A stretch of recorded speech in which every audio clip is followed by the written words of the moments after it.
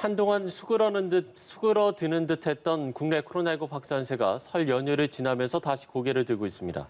이런 가운데 정부가 오는 26일부터 백신을 가장 먼저 접종할 요양병원 시설의 만 65세 미만 대상자 규모를 오늘 공개하고 예방접종 초읽기에 들어가는데요. 두 분과 관련 내용 짚어보겠습니다. 김경호 인제대 서울백병원 교수, 김민아 시사평론가와 함께합니다. 네, 어서 오세요. 어서 오십시오. 네, 안녕하세요. 예. 자, 국내 코로나19 확진자가 446명이 늘었습니다. 전날보다 감소한 수치긴 합니다만 여전히 4차 유행에 대한 우려의 목소리는 계속해서 좀 나오는 것 같습니다. 일단 현재 추세를 좀 어떻게 진단하고 계신지요? 네, 어제까지 최근 일주일간의 일일 평균 확진자 수가 한 440명대였는데 네. 오늘 딱 그 평균 수치가 나온 걸로 봐서 아마 이번 주 신규 확진자 평균 수는 한 440명대로 나올 것 같고요. 지난주와 지지난주에 한 350명대였는데 그때보다 한 25% 더 증가한 것으로 보이고 이번 주 감염 재생산 지수를 산출해 봐야 되겠지만 아마 1.1에서 1.2 사이로 좀 이를 많이 상회할 것으로 좀 예상이 되는데요. 이제 우리가 이제 수도권 2단계 그리고 비수도권 1.5단계로 거리두기를 완화한 지가 지금 한 일주일 정도 지나고 있기 때문에 그리고 우리가 못 찾았던 크고 작은 집단 감염이 설 연휴를 통해서 많은 지인 가족과의 접촉이라든지 여행지 이동이라든지 이런 접촉이 있으면서 어느 정도 증가세로 이어질지가 다음 주에 조금 주목이 되는데요. 일단은 지금 만약에 1.1, 1.2 정도라고 하면은 다음 주에는 아마 신규 확진자 수가 600명대 그리고 더 빨리 증가한다면 7, 800명대까지도 증가할 수 있지 않을까 좀 우려가 되는 부분이 될 것 같습니다. 예. 지금 뭐 감염 경로를 알 수 없는 비율도 20%를 넘지 않습니까? 현재 좀 추세를 어떻게 평론가께서는 어떻게 좀 진단을 하고 계신지요? 지금 뭐 말씀하셨던 것처럼 지금 굉장히 좀 우려가 되는 상황임에는 분명한 사실입니다. 왜냐하면 지금 집단 감염이 이루어지고 있는 이런 양상을 봐도 집단 감염이 이루어지고 그다음에 거기서 다시 설 연휴의 어떤 이동 이런 거를 타고 다른 이제 또 감염 사례로 이어진다든지 아니면 이제 외부에서 이제 좀 그렇게 설 연휴의 어떤 이동을 거쳐서 이제 집단 감염으로 이어진다든지 이런 양상들이 벌어지고 있고 그렇다는 것은 우리가 지금 파악하지 못하고 있는 이런 지역사회의 감염원이 여전히 존재하고 있는 것이고 그런 것들이 이제 어떻게 파악하느냐가 상당히 중요한데 지금 우리가 거리두기 단계를 완화한 상태이고 또 실제로 그렇기 때문에 뭐 이 비수도권의 경우에는 밤 늦도록 이제 좀 여러 가지 이동이나 이런 것들이 이루어지고 있는 상황이기도 한 거거든요. 그리고 수도권의 경우에도 지금 이 거리두기가 완화됐기 때문에 이것을 어떤 좀 방역에 있어서의 좀 지금은 좀 약간 안심을 좀 해도 된다 이런 신호로 받아들이고 또 이동량이 상당히 늘어나 있는 상황인 것도 확인이 되고 있습니다. 그래서 이런 조건에다가 더군다나 이제 설 연휴 때 이동한 것에 대한 어떤 그 효과 이런 것들을 같이 고려해서 지금 뭐 잠복기나 이런 걸 고려하면 계속해서 그 영향이 확대될 수밖에 없는 거거든요. 이걸 종합적으로 고려하면은 앞으로 이런 확진세가 좀 증가하면 증가할 것이지 좀 감소할 어떤 요인은 지금 없지 않는가 이런 생각이 들어서 우리가 다시 지금 좀 마음을 가다듬고 지금 방역에 충분히 협조한다 이런 좀 태도를 가지지 않으면 상당히 앞으로 우려할 수 있는 상황이 올 수가 있다. 좀 경각심을 가져야 될 것 같습니다. 네, 두 분 말씀을 듣고 보면 일단 앞으로 확산의 요소들이 상당히 많이 남아있다 이런 생각이 듭니다. 그렇습니다. 당장 정부에서는 3월부터는 새로운 거리두기 체계를 마련하겠다 이런 계획이었는데 지금 그 단계 조정의 핵심 지표 중에 하나인 일평균 확진자가 2.5단계에 진입한 상태잖아요. 이런 상황이라면 정부 계획에도 조금 차질이 생기지 않을까 이런 생각도 드는데요. 네, 그렇습니다. 지금 시행되고 있는 거리두기 개편안은 11월 초에 한번 개편이 있었던 거리두기 안인데요. 우리가 이제 말씀하신 핵심 지표로 삼고 있는 일일 신규 확진자 수를 바탕으로 처음에 1단계에서 2단계, 2.5단계 이렇게 올렸는데 우리가 2단계에서 2.5단계 올릴 때 한 2주 정도 소요가 됐는데 그러면서 이제 12월 달에 이제 우리가 예상했던 4,500명 선으로 조절한다는 목표를 훨씬 초과하는 이제 1,000명, 1,200명대 가 나오면서 병상 부족 사태가 나왔기 때문에 지금 현재 거리두기 개편에서 핵심 지표를 삼고 있는 신규 확진자 수를 가지고 거리두기를 조정하게 되면 우리가 좀 빠른 대처가 좀 어려울 수가 있겠고 지금 이제 400명대라고 하더라도 지금 감염 재생산 지수가 올라가 있는 상태이기 때문에 앞으로 더 증가할 가능성이 있다고 예상이 되면은 확진자 수가 증가한 다음에 조정하는 것이 아니라 선제적으로 미리 거리두기 조치를 강화하고 보완하고 방역 수칙을 잘 지키도록 관리하는 것이 우리가 더 앞으로 향후 증가할 수 있는 확진자 수를 낮출 수 있는 중요한 선제적인 전략이 될 것 같고요. 근데 문제는 이제 새로 개편되는 거리두기 조정안이 이제 앞으로 어떻게 적용될지 구체적인 안은 아직 안 나왔지만 네. 조금 현재에서 어떻게 적용될지는 조금 좀 미지수기 때문에 아마 조금 적용 시점이 좀 늦춰지지 않을까. 이렇게 생각이 되고 지금 현재 거리두기 개편안에 대해서 뭐 이렇게 자꾸 땜질식이다 뭐 그런 의견이 있지만 예. 조금 뭐 보완이 필요한 처음 해보는 거기 때문에 보완이 필요한 부분은 적극적으로 보완해서 방역 수칙을 잘 조정해 나가는 전략이 필요할 것 같습니다. 저희가 그동안 3단계였다가 5단계로 왔다가 이제 다시 개편이 되는 거잖아요.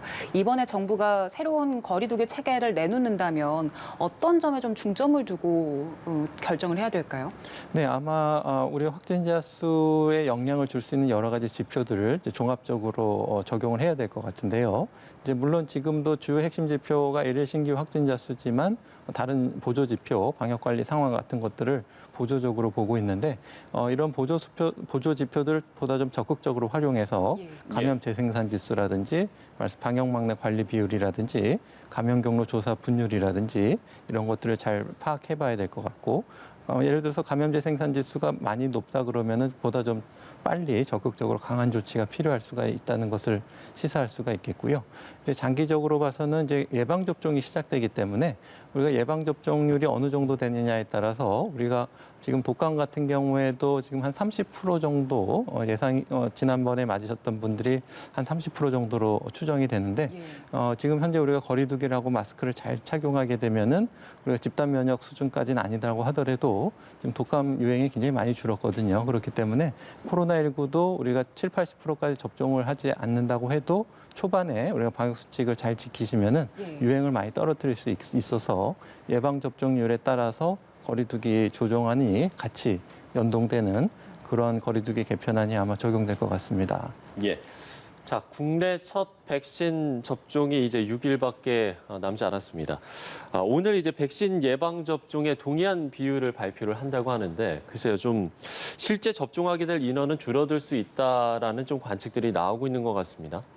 그렇습니다. 일단 지금 접종 대상으로 이제 꼽히고 있는 65세 미만 이제 요양시설 입소자나 종사자 등의 경우에 한 27만여 명이 접종 대상자이다라고 지금 뭐 파악을 하고 있는데 다만 이게 뭐 요양시설에 대해서 어떤 뭐 강제 접종을 하거나 뭐 이런 것은 아니기 때문에 일단 동의를 한 분들에 대해서 접종을 이제 하게 될 것입니다. 그렇기 때문에 이걸 고려하면은 이제 실제 접종 대상은 줄어들 수 있다. 뭐 이런 얘기인데요.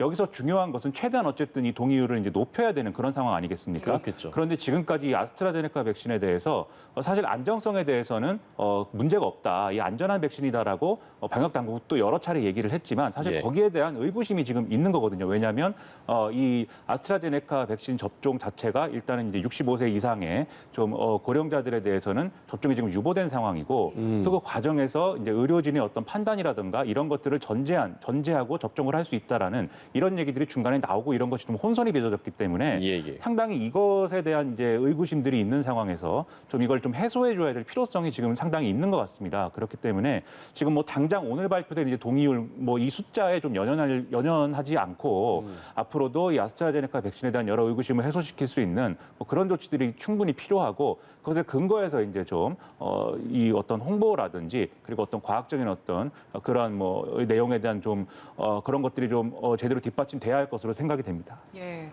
효과성뿐만 아니라 안전성에 대한 우려도 여전하다 이런 말씀을 주셨는데 그렇습니다. 식약처에서도 또 안전성에 대해서 문제가 없다고 지속적으로 설명을 해왔지만 일단 첫 접종이다 보니까 부작용에 대한 우려도 계속해서 나오고 있는 것 같습니다. 근데 이게 접종이 의무가 아니다 보니까 요양시설에 종사하시는 분들은 내가 맞지 않았다가 확진자가 이 시설에서 발생할 경우 구상권이 청구될 수도 있다 이런 걱정도 하시더라고요. 네, 일단은 본인이 동의하시는 경우에 접종하는 것이 맞을 것 같고 의무적으로 원하지 않는데 접종하기는 어렵고 또 접종을 안 맞는다고 해서 감염이 발생했을 때 구상권 청구하기 좀 어려울 것 같은데요. 그것보다는 이제 본인이 또 아니면 보호자가 예방접종 여부를 선택하실 때 현명한 선택을 하실 수 있도록 충분한 정보를 드리고 백신의 필요성을 잘 설명드리고 그다음에 결정하실 수 있도록 이렇게 하는 것이 필요할 것 같은데요. 말씀하신 것처럼 안전성 같은 경우에 좀 전 세계적으로 많은 접종이 이루어지면서 안전성에 대해서는 증명이 되고 있기 때문에 그러니까 약품을 승인 신청할 때 나왔던 3상 임상 자료보다 더 많은 안전성 자료들이 쌓여 있기 때문에 일단 안전성에 대해서는 크게 걱정하실 필요 없고 안전성에 대해서는 우리가 혹시 있을 수 있는 어떤 이상 반응보다는 접종을 했을 때 얻을 수 있는 이득이 더 크다는 것을 잘 설명드리게 되면은 아마 좀 접종을 동의하시는 거에 많은 분들이 참여하실 수 있을 것으로 예상이 됩니다. 예. 이 부분도 좀 관심인 것 같습니다. 그동안 우리보다 이제 먼저 접종을 시작한 국가들 경우에 1호 접종자가 누구인가 이게 상당히 좀 관심을 받는 것 같은데요. 글쎄요, 누가 1호 접종자가 될 거라고 좀 보시는지요? 이것은 이제 1호 접종자를 누구로 이제 할 것이냐의 경우에는 상당히 이제 여러 가지 판단이 좀 개입될 필요성이 있는데 외국의 경우에는 뭐 전 세계적으로 이 백신을 처음 접종하는 경우들이 있다 보니까 뭐 국가 원수라든지 이렇게 좀 상징성 있는 인물들이 이제 접종 대상인 경우가 많았습니다. 그런데 일단 우리가 뭐 그렇게 좀 할 것까지는 아닌 것 같고 실제로 그러면 우리의 접종 계획을 놓고 봤을 때 1호 대상자를 선정하는 것이 이제 필요한데 지금 사실 가장 먼저 접종 대상이 됐어야 될 이런 사람들은 이제 요양병원이나 이런 요양시설 내에 있는 65세 이상의 고령자들이죠. 그런데 이분들이 지금 접종 대상에서 빠져 있는 상황에서 그러면 이것을 어떻게 할 것이냐에 대해서는 지금 이제 방역 당국은 일단 요양시설, 요양병원에 대한 방역 관리를 이제 강화하고 이 거기에 입소해 있는 분들 중에 65세 이상인 분들은 지금 뭐 접종을 할 수 없는 상황이지만 이 종사자들의 경우에는 65세 미만이고 그다음에 이외에 이제 또 입소해 있는 분들 중에도 65세 미만이 있으면 접종 대상이 되는 거 아니겠습니까? 특히 지금까지 요양병원에 이제 집단 감염 이런 사례는 종사자를 통해서 지역사회하고 교차 감염이 된 사례가 많았기 때문에 아무래도 종사자들에 대해서 접종이 먼저 이루어질 것으로 예상이 되는데 그런 계획대로 간다면 1호 접종 대상자는 이제 요양병원과 시설에 있는 종사자가 될 것이다. 이렇게 보는 것이 이제 합리적이겠죠. 다만 이제 다른 판단이 있을 경우에 예를 들면 뭐 이 백신에 대한 이제 안정성이나 효과성, 그다음에 부작용 이런 것들에 대한 의문이 너무 많이 이제 좀 백신 접종률을 떨어뜨리는 요인이 될 것이다라는 우려가 있다라면 좀 더 상징성 있는 인물이 뭐 백신 접종 대상이 된다든지 이런 것도 고려해 볼 만한데 그게 또 다른 또 논란으로 갈 수도 있는 거거든요. 뭐 특혜 논란이라든지 뭐 이런 게 있을 수가 있으니까 아무래도 계획대로 좀 가지 않을까 이런 생각입니다. 예, 알겠습니다. 그리고 아스트라제네카 이후에 도입되는 게 화이자인데 화이자 백신에 대해서는 그동안 보관이 너무 까다로워서 좀 우려도 있었습니다. 그래서 콜드체인 시스템도 도입을 하려고 했었는데 이번에 보니까 일반 냉동고에서도 2주 정도를 보관할 수 있다 이런 결과를 내놨습니다. 이렇게 되면 백신을 수급하는 데 조금 더 힘이 붙을 수 있을까요?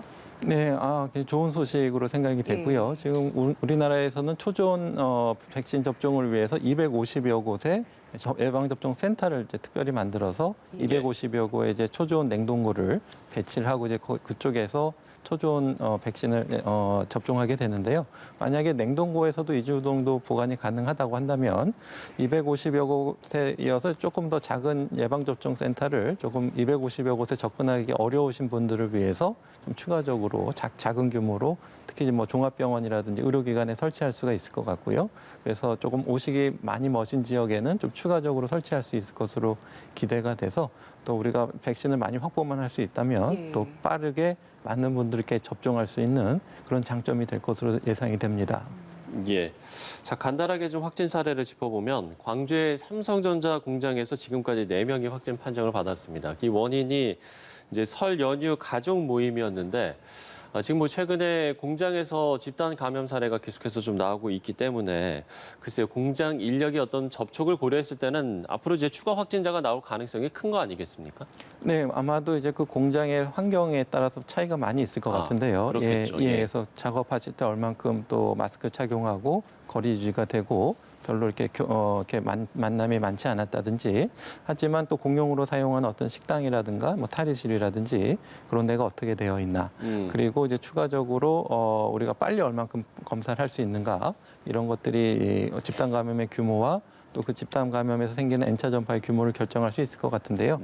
아마 이런 대규모 공장에서는 좀 그동안에 철저히 방역을 해오고 또 자체적으로 검사를 할 수 있는 그런 장비도 마련한 것으로 알고 있기 때문에 이제 어느 정도 감염 규모를 초기에 잘 조절할 수 있을지가 관건이 될 것 같아서 공장에 대한 추가적인 또 역학조사가 아마 필요할 것 같습니다. 예, 알겠습니다. 그리고 최근에 이번 주에 많이 발생했던 집단 감염을 보면 외국인 근로자들이 많은 공장에서 집단 감염이 발생했잖아요. 그래서 일단 당국에서는 이 시설들에 대해서 1대1로 비대면 방역 점검을 하겠다 이렇게 밝혔는데 이런 결정은 얼마나 영향을 미칠까요?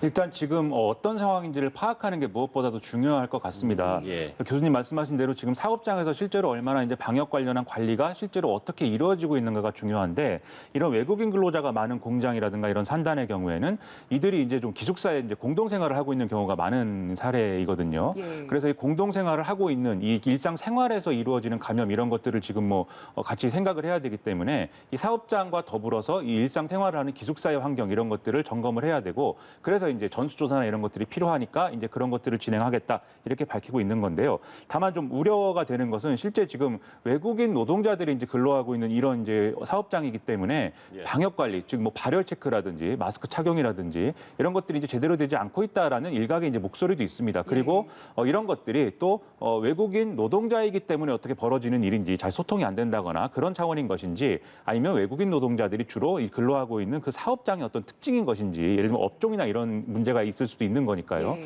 그래서 그런 어떤 것들이 이런 문제를 야기하고 있는 것인지를 면밀히 파악하는 게 무엇보다도 중요할 것 같고 그리고 이 외국인 노동자들이 사실은 이제 설 연휴라든가 이런 좀 연휴 기간에 또 외출을 해서 다른 이제 지역 감염으로 이어진 사례도 지금 뭐 있을 수가 있는 거거든요. 그래서 그런 것까지 지금 충분한 역학조사나 이런 것들을 실시할 필요가 있다 이렇게 좀 생각이 됩니다.